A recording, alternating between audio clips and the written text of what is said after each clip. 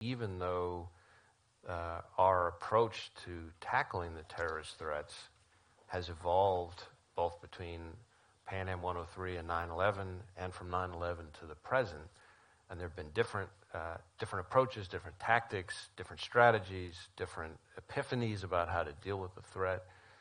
What hasn't changed is the tenacity that the FBI brings to this particular fight, frankly brings to our mission overall. Everybody's heard the saying, the FBI always gets its man. We got our man. I mean, this was 34 years after the attack. It involved generations of FBI employees working on it. But this was the bomb maker of the bomb that brought down the plane that killed 270 people a couple days before Christmas that year. And we're very proud of the work we did with a number of foreign partners and domestic partners to bring him back to the U.S. And I think it underscores the message that the FBI has a long memory and an even longer reach, and we never, ever give up. Recently, President Biden said that white supremacy is the greatest terrorism threat to the American homeland. So a two-part question. How do you see the threat of domestic terrorism? And what is the FBI doing about these particular threats? So we have for some time assessed that the domestic terrorist threat is persistent. And in fact, we, I think it was the summer of 2019, July of 2019, elevated racially motivated violent extremism to a national threat priority on the same level with ISIS, for example. And then more recently, we've done the same thing, elevating what we call anti-government, anti-authority violent extremism, which encompasses everything from militia violent extremists to anarchist violent extremists. And I think it's a reflection of the significance of that threat in today's environment.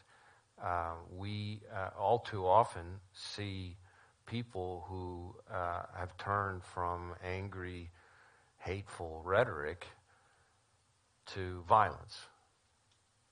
And we, to be clear, we, the FBI, do not and will not investigate beliefs, ideology, or rhetoric, no matter how despicable it is.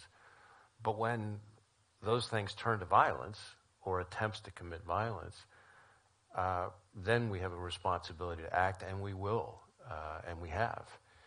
And we, in domestic terrorism, in one sense, is not a new thing.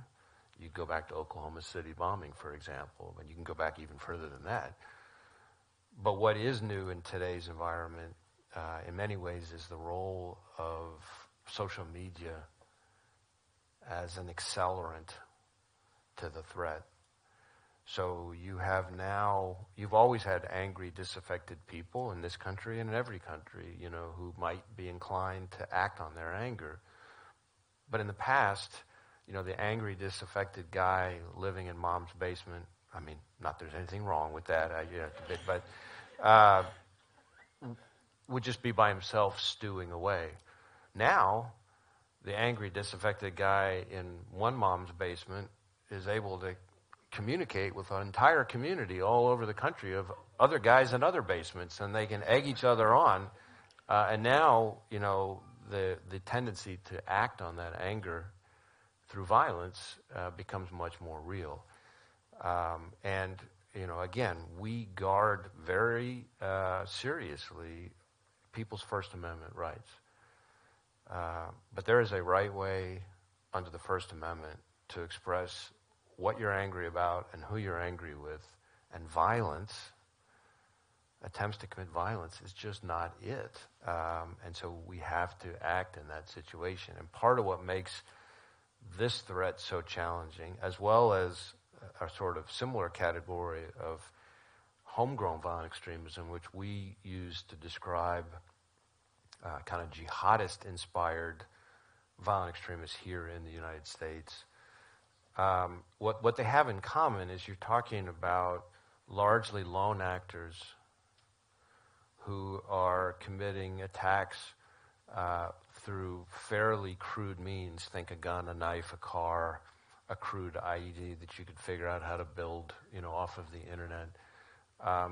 And they're picking soft targets, which is just, as you know, sort of intelligence community speak for really any place everyday people are living their everyday lives.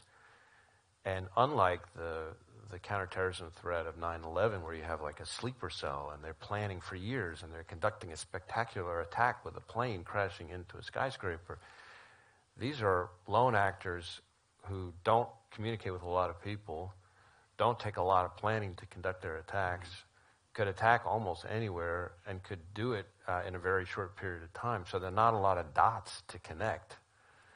And so what that means is every dot matters that much more.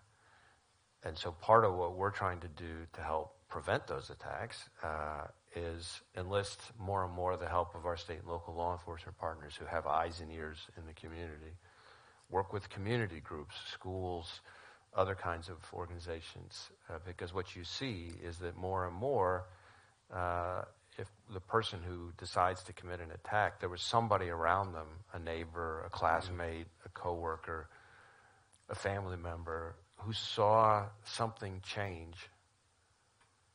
And we need that person to be reaching out to law enforcement when they see that change, before it's too late.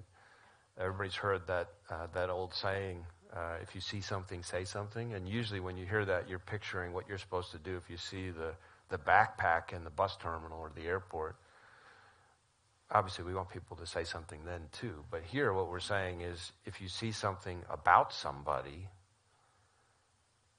say something. And that includes if you see something about them saying it online.